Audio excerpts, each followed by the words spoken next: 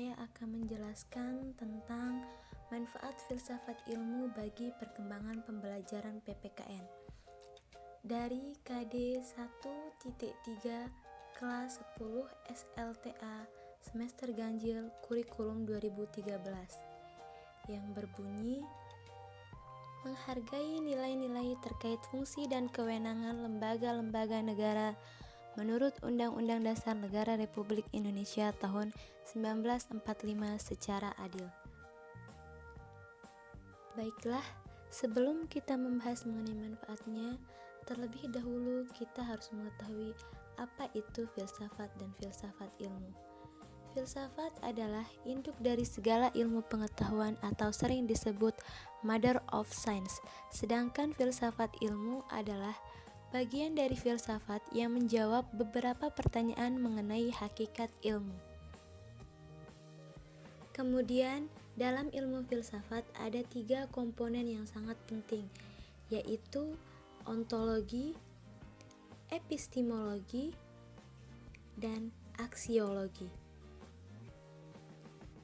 Pilar yang pertama yaitu ontologi, yang membicarakan tentang isi dari suatu ilmu.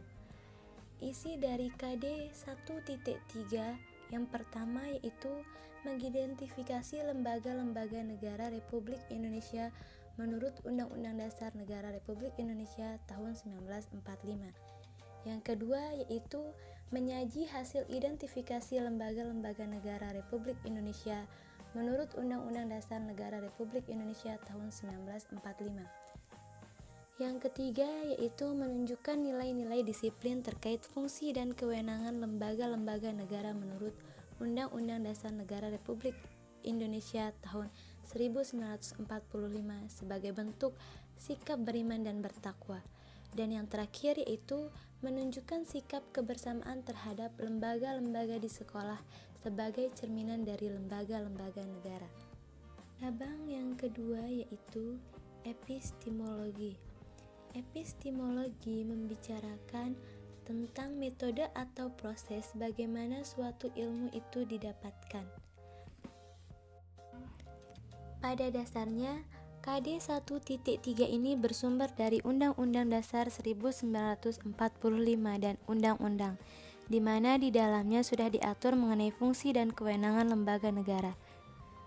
Lembaga negara di Indonesia merupakan institusi-institusi yang dibentuk berdasarkan Undang-Undang 1945 dan Undang-Undang serta memiliki sistem yang dibentuk oleh negara itu sendiri, bertujuan untuk membangun negara tersebut.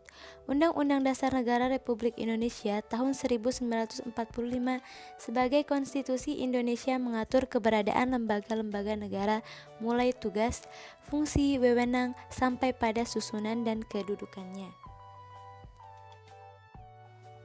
Pilar yang terakhir yaitu aksiologi.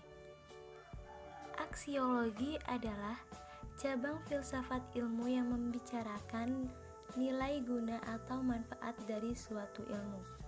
Manfaat atau nilai guna dari KD 1.3 ini, dengan adanya KD ini kita bisa mengetahui fungsi dan tujuan dari suatu lembaga negara yang ada di Indonesia.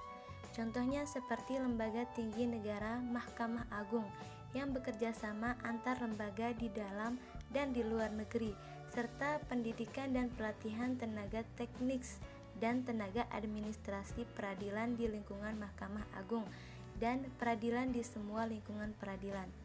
Implementasinya dalam dunia pendidikan yaitu adanya kerjasama antara lembaga pendidikan dengan orang tua siswa dalam mendukung kegiatan pembelajaran.